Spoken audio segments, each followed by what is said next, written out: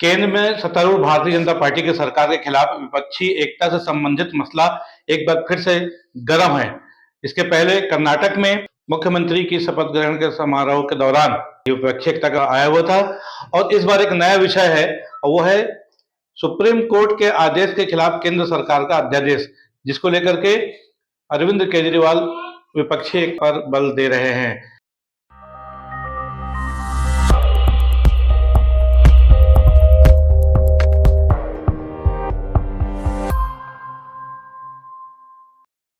जी नमस्कार, मैं हूं बीडी निजामी और आप देख रहे हैं न्यूज T20। जैसा कि आप सभी लोग जानते हैं कि पिछले कुछ दिनों से 2024 के लोकसभा चुनाव से पूर्व सारे विपक्षों को एकजुट करने की कवायद की जा रही है। हिमाचल प्रदेश के बाद कर्नाटक में कांग्रेस ने जीत हासिल करके एक बड़ा पैगाम अन्य विपक्षी दलों को दिया है और उसके बाद लेकिन जो कुछ भी कर्नाटक में हुआ उसको देखकर ऐसा लगा कि शायद विपक्षी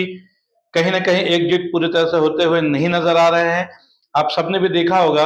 कि कर्नाटक के मुख्यमंत्री पद के शपथ ग्रहण के दौरान कई मुख्यमंत्रियों को बुलाया ही नहीं गया, जिसमें दिल्ली के मुख्यमंत्री अरविंद केजरीवाल, पंजाब के मुख्यमंत्री भगवंत सिंह मान, उड़ीसा के मुख्यमंत्री नवीन पटनायक जैसे कई लोग नेता बड़े शामिल हैं। इसको देखते हुए नीतीश कुमार जो कि बिहार के मुख्यमंत्री है, उन्होंने अभी एक नई यात्रा शुरू की हुई है। यात्रा इन द सेंस नई कवायद शुरू की है, जिसके तहत वो कल अरविंद केजरीवाल से मिले दिल्ली जाकर के। उसके बाद उन्होंने ममता बनर्जी, उसके बाद उद्धव ठाकरे और फिर शरद पवार एक योजना बनाकर उन सब नेताओं से मिल रहे हैं ताकि 2024 के लोकसभा चुनाव से पहले वो सारे विपक्षियों को एक कर सके। लेकिन इस बीच एक नया मुद्दा सामने आ गया है और वो है दिल्ली सरकार के खिलाफ, जो कि केंद्र सरकार द्वारा लाया गया है। हाल ही में सुप्रीम कोर्ट ने एक फैसला दिया था जिसके तहत उन्होंने कहा था अपने आदेश में कि दिल्ली की सरकार को, जो कि निर्वाचित सरकार है, और उसको काम करने का अधिकार मिलना चाहिए, जिसमें खासतौर पर पोस्टिंग और ट्रांसफर का मसला जो था, जिसको लेकर के लंबे समय से लगभग 8 सालों से विवाद चला रहा है एलजी और दिल्ली सरकार के बीच, उस पर सुप्रीम कोर्ट ने फैसला देते हुए दिल्ली सरकार यानी केजरीवाल सरकार के पक्ष में यह फैसला दिया था। लेकिन हफ्ता 10 दिन बाद ही केंद्र की भारतीय जनता पार्टी सरकार एक ऐसा अध्यादेश लेकर आ गई है जिसमें सुप्रीम कोर्ट के उस फैसले को एक तरह से चुनौती दी जा रही है कि सरकार किसी की भी हो लेकिन वो जो चाहेंगे वो होगा। और इसको लेकर के एक बार फिर विपक्षियों के बीच ज्वलंत मुद्दा सामने आ चुका है कि इस तरह इस देश की राजनीति का क्या होगा, और सभी लोग कहीं ना कहीं इस बात से नाराज हैं, खासतौर पर विपक्षी दल केंद्र की सरकार के खिलाफ। अब सवाल यह है कि विपक्ष करेगा क्या। एक तरफ कांग्रेस के नेता अपने पक्ष में सारे विपक्षी दलों को एक करने की कवायद कर रहे हैं, दूसरी तरफ ये समझते हुए कि कांग्रेस के आह्वान पर शायद सारे विपक्षी एक न हो जाएं, नहीं हो पाएंगे, तब नीतीश कुमार एक दूसरी कोशिश सारे विपक्षियों को एक करने की कर रहे हैं। इन दोनों के बीच, हालांकि दोनों जो कोशिशें कर रहे हैं 2024 के लोकसभा चुनाव के लिए है, लेकिन इसी बीच दिल्ली के मुख्यमंत्री अरविंद केजरीवाल ने केंद्र की सरकार के द्वारा लाया जा रहा है अध्यादेश के खिलाफ एक नई लड़ाई का ऐलान कर दिया है, एक नई जंग का, और उसमें उन्होंने सारे विपक्षी दलों को आमंत्रित किया है। इस मामले को लेकर के 11 जून को दिल्ली के मुख्यमंत्री अरविंद केजरीवाल ने दिल्ली में एक विशाल रैली बुलाई है जिसमें उन्होंने सारे विपक्षी दलों के नेताओं को आमंत्रित भी किया है। अब सवाल ये यहाँ उठता है कि क्या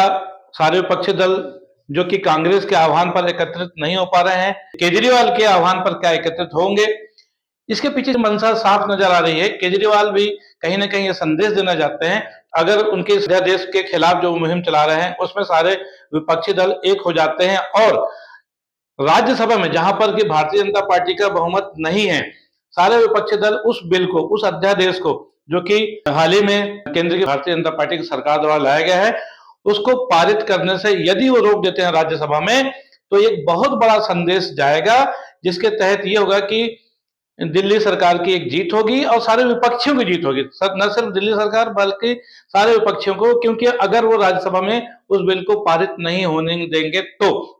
बहरहाल ये सारा कुछ फिलहाल समय के गर्त में है। अभी जबकि कांग्रेस ने जो कवायद शुरू की थी उसमें फारूक अब्दुल्ला, महबूबा मुफ्ती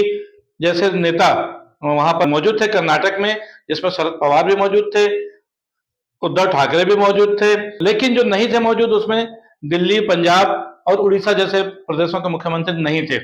ऐसे समय में देखने वाली बात यह होगी कि जब कांग्रेस की कवायद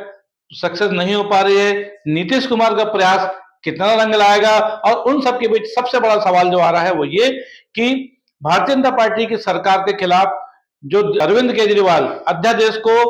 राज्यसभा में गिराने की जो तैयारी करने के लिए उन्होंने विपक्षी एकता पर बल दिया है, वो कितना सफल सिद्ध होता है। और यदि वो सफल सिद्ध हो जाता है, निसंदेह ये बहुत बड़ा मैसेज जाएगा